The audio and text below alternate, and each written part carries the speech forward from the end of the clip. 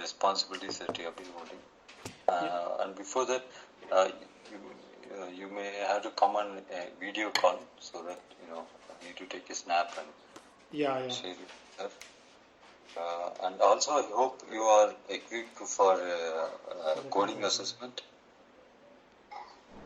Sorry, come again. You are equipped for coding assessment. You have some IDE or IDE. I have a Visual Studio, but that is getting expired actually. But I have a Visual Studio Code. Okay, fine. Yeah. Anything will do that. That's fine. Yeah. So let's get started. So you could brief about your technical experience, and then we can go coding assessment. Yeah, sure. My name is Sagar Subhash Wagmare. I'm basically from Pune, Maharashtra. I have a 6 years of experience as a .NET full stack developer with Angular. Okay. In my technical stack, I have worked on ASP.NET MUC, ASP.NET Web API, ASP.NET Web API Core, in C Sharp, Entity Framework, LinkQ, SQL Server. In front end, I have worked on Angular, CSS, HTML, JavaScript, jQuery. And I have worked on Azure DevOps, CI/CD pipeline creation, release pipeline creations, and we are following Agile methodology. This is my small introduction. Right, that's good. Okay. So, how many years of experience you put up in .NET alone? As a .NET? Yeah. 6 years only. I'm from my career, starting of the career. I started working on Angular as a .NET full stack only. Great, that's good. Okay. How about .NET Core? Yeah, last 3+ years, I'm working on .NET Core. Okay, all right. That's good. How about Angular? Yeah, near 5 years plus I have experience on Angular. Okay. So which version of Angular you have been using? Flat? I have worked on Angular 2, Angular 4, Angular 7. Currently working on Angular 13. Alright, okay. How about in .NET Core, which is the latest version you have worked on? Currently working on .NET Core 3. 3 is it? Yes. 3 or 3.1? Yeah, that 3.1 only. Oh, it's not getting upgraded to latest version, is it? Yes, there are latest version, but currently we are working on that.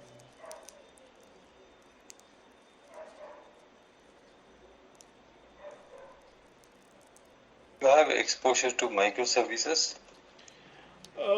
I have exposures. Yes, I have I learn over there what is microservice and all. You understand microservices, but you have not got an opportunity. Yes, right. You know about microservices design patterns and all? Typical design patterns that are used. Yes, we are using like a repository design pattern under the CQRS pattern, we can say command query under the repository pattern under the microservices. Microservices is nothing but using the big monolithic applications. We divide that application into the smaller modules, and that will deploy as an individual, and they will connection between each other with using the Dockers and all. Okay. So you have any exposure to Docker Kubernetes? Have you tried anything with Docker Kubernetes? Yeah, I know about that, but I haven't get a chance to work on it, so I don't have much. Right. Okay. You said about CQRS and also have you tried using CQRS anywhere? Yes, I have worked on CQRS. Okay. Command query execution. Yeah. Okay.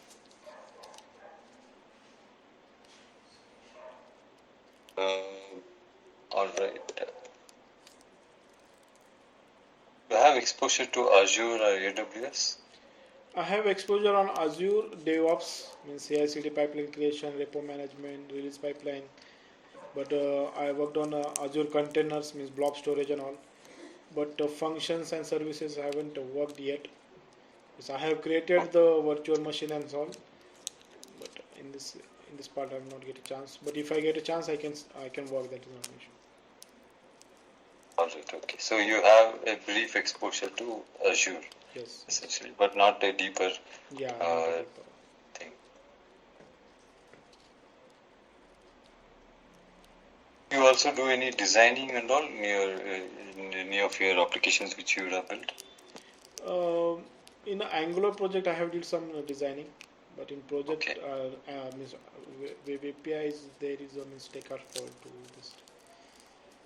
Sorry, for APIs, can you come again on that? Yeah, web API core. We have a taker to develop the architecture for that. Oh, okay. Yeah. So there's an you are an architect, is it? Who will give all this? Who will do the designing? Yes, yeah. The architect have support. Architect support we have. Okay, all right, okay.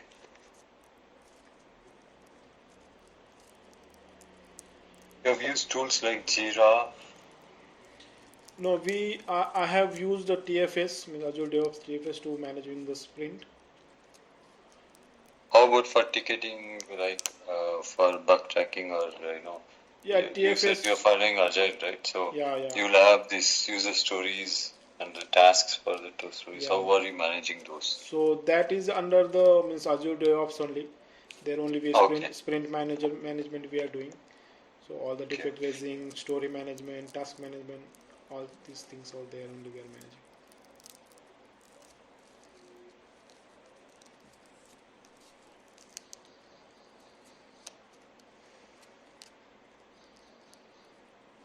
Okay. All right. I think let's move on to the coding assessment. So maybe you can share your screen and we can get started.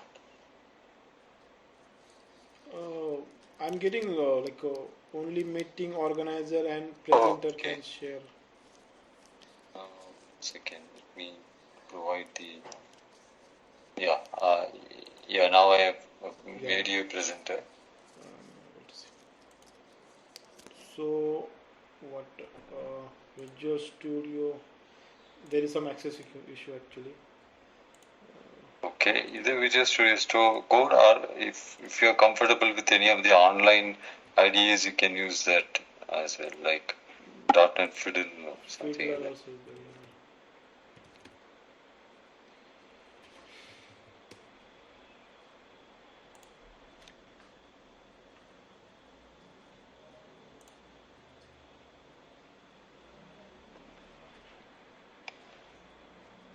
So your first your first thing would be to basically take a string input and then you need to reverse the string using for loop. Are you familiar with data structures like binary tree, linked lists? Yeah, Miss, I have learned about this, but currently I'm not in. Miss, I have not brushed up that language, but I know the binary tree and heap how this one. Okay. One node. So it has a two. Means one parent have a two childs. Like that. Okay. So do you remember anything more about it?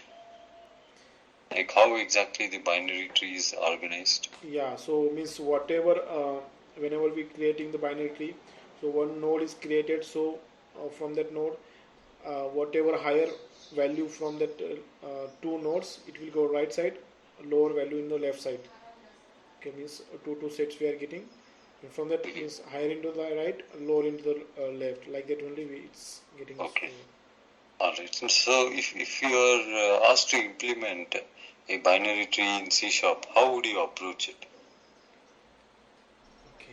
What would be your approach? So you know that there is a parent node, and you know that there's going to be, each node is going to have two children. Yes. And you are going to put whatever is less to the left and whatever is more to the right. Yeah. So how would you approach it, essentially?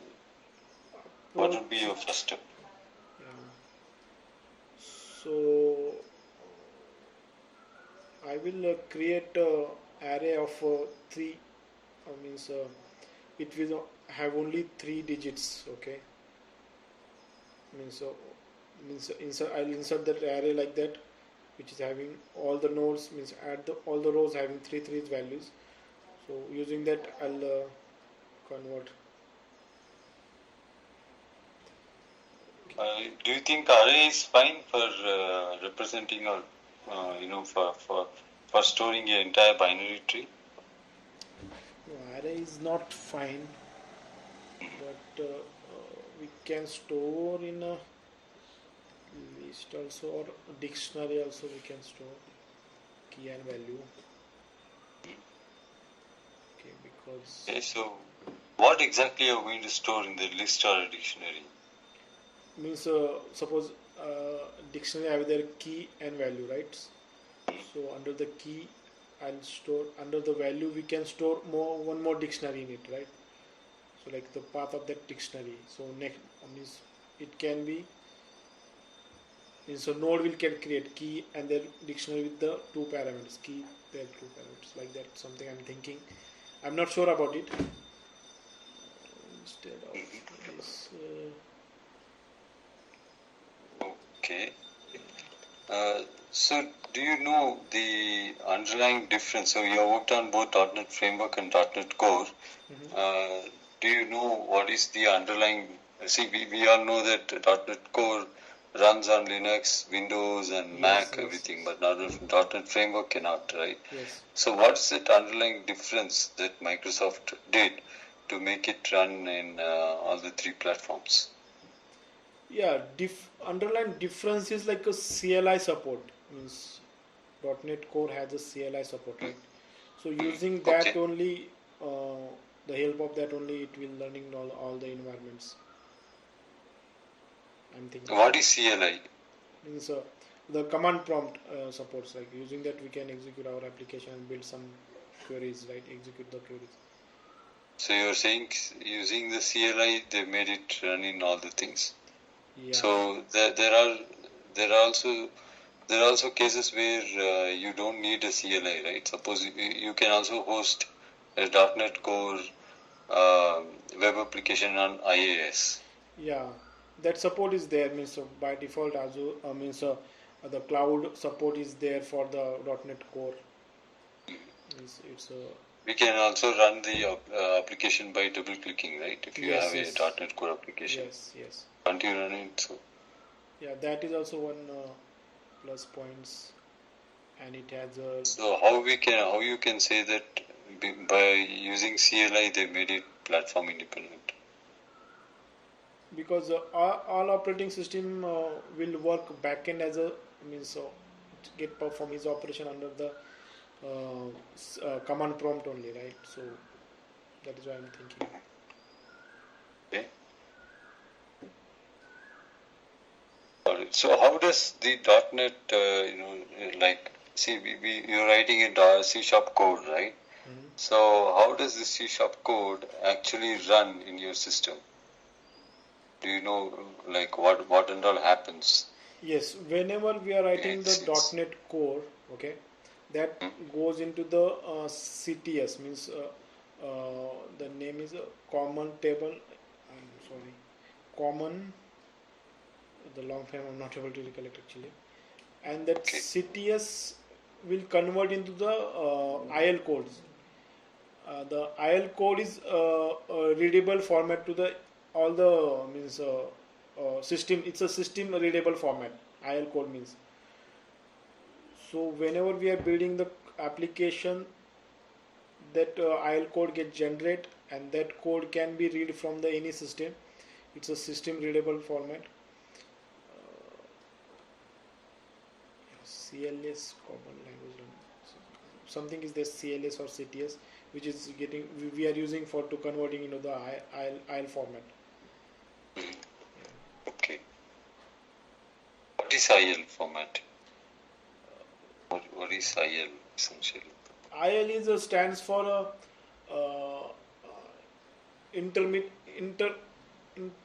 intermediate language. Means means all the system readable format it is. Okay. Okay, all right. So you have worked on ASP on Web API, right? You have exposure to yes. the Web APIs. So what are the different verbs that are supported by REST API typically? Typically get, post, put, delete, patch. These are some. Okay. Okay. So what's the difference between put and post? Yeah, post we are using for the inserting the record. Put we are using for the updating the record. So whenever we are suppose update also we can do it in a post, but input if identity is not means under the post, I'll check if identity is not there, then I can insert the records. Okay, if its identity is there, we can update the records. But in put, when I use the if identity is not there, it will throw the exception, so it will not insert the records. It's a abundant method, so it will not hamper anything on the tables. Means updating the same records, it will not impact any tables. But in a post, if we are inserting the records, right? So if daily means it's executing again and again, then the database involvement getting occur and same record get inserted multiple times. Okay. So do you understand how DNS works? DMS. DNS, domain name system. Domain name system. Domain name. Okay. Means you can say this our site name and all, right? Yes, right, yeah. So means it is having their respective the means whatever site name is there, that site name have their respective IP. Okay, configure using that IP only that site our name is working, means HTTP whatever it is. So whenever we are editing that so .NET Fielder .NET, on that time on the backend on the servers their respective IP get triggered, and based on that IP the respective server get call, and from that server the respective site is get hosted on that server, that is get rendered. Okay. Alright.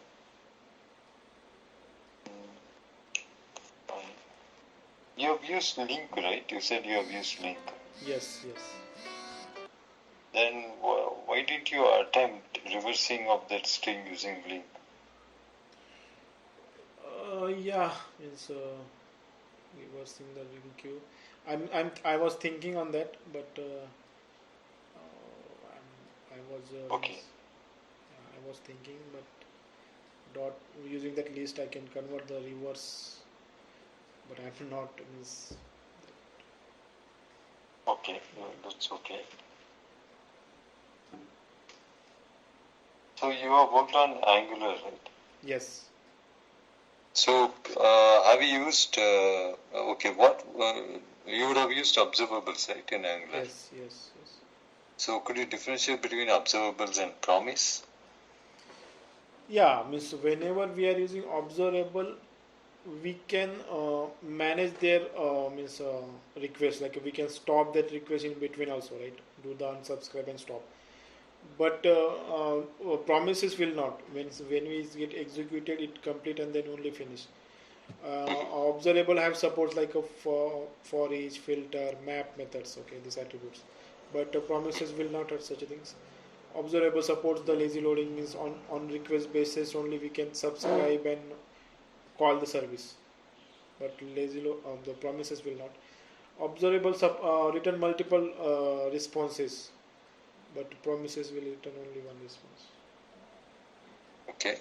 So you said about lazy loading, right? So what is lazy loading? Lazy loading means based on the requirement only we load the means response. Okay, that is kind of a lazy loading. Based on the request, we load the response. Is it? Requirement. Suppose I'm doing the paginations. Okay. Suppose one page there are 10 pages. but I'm using only on one page currently. Whenever I click on second page, then only I load that second page values, and then then show that records. So in first starting of the page only load the all records and show it's not a lazy loading. This is kind of a lazy loading, you can say. Based on request, we are loading the respective response and related entities, we can say. You would have used merge map, right? You mentioned about map. So have you used merge map, concat map? Merged map. Merge map. Yeah, I have used, but I'm not properly.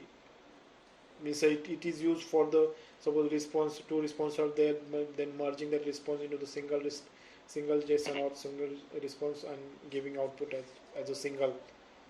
Yeah. Can you differentiate between merge map and concat map? Merge map. Okay. No, sorry, I'm not sure about that. Okay. Yeah. Alright, so how do you do exception handling in Angular? Exception handling in Angular. Yeah. Okay. Exception handling. No, haven't performed these things in Angular actually. Okay. Okay. Have you come across interceptor? Yes, I know about interceptor. Yes. So what's the use of interceptor? Interceptor means whatever request and response coming to the application, it will went through the interceptor. Okay. Suppose whatever operation we have to perform on basis on the request came, on that things we perform under the HTTP interceptor. Okay. All right. How do you do error logging in Angular? Error logging, like actually in Angular means console.error logging. We are so not do you think console logging will help all the time? No. Actually, we are not. Any exception came from DB that log. We are not logging into the particular files, but any exception coming from the app, suppose any response from the API, okay, that we are showing as a readable format to the user, like any response coming as a null response or anything, we are showing user to as a something went wrong, like that message toggle message we are loading. And under the response, whenever we are doing the subscribe, right, under the if it's a succeed, if it's a dot success, then the success binding will do. If it's a dot error, okay, under that dot error means under the if that response sends the uh, uh, instead of 200, okay, any response came, that we are getting a dot error, and that we are managing and checking which kind of a response is that. If it's means other than 200, then we are showing to the user like something went wrong, connect to the administrator, and we are checking that response what is coming. It means any file logging we are not doing actually, but this request based showing some readable format response to the user, that I have did.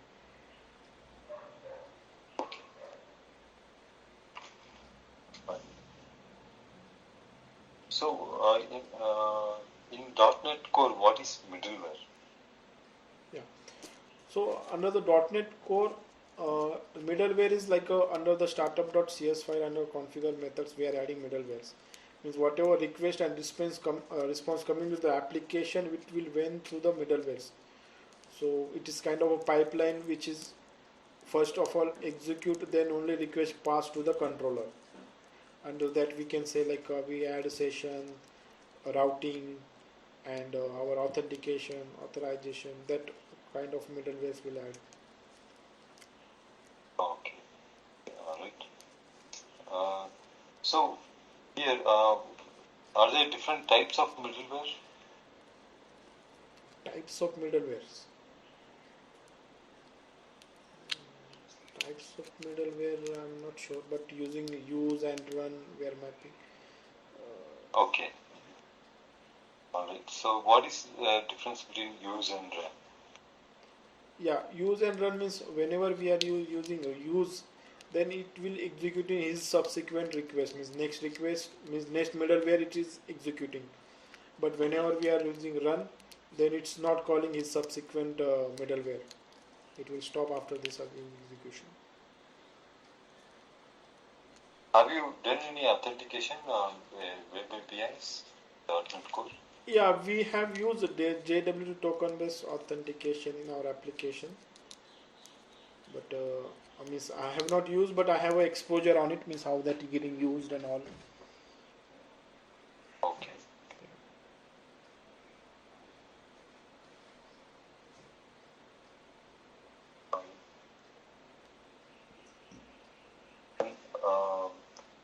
Are you familiar with the database? Like, are you comfortable working on SQL queries and all?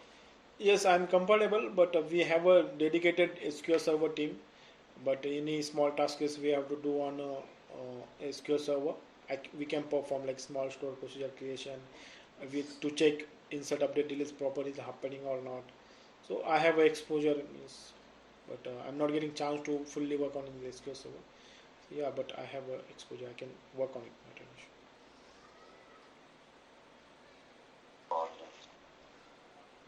Fine. All right, Sagar. I think I'm done with the discussion. I think we overshoot the time as well. So we have parallel interviews going on. So once our delivery head decides based on the decision, HR would get back to you on the Yeah, sure, definitely. Because I'm in a 6 June is my last working day, so before that only I need some feedback because I have to decide where I have to go, right? Okay. Yeah, sure, Sagar. Yeah, that is what I do. Thanks, I Kanan. think HR should take care of that. Yeah, because after 6th I can't do anything if you come back also. Okay, yeah. You got Got my it. Sure, condition, no right? problem. You understand my condition totally.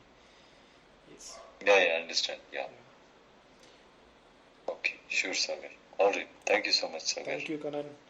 Have a nice day.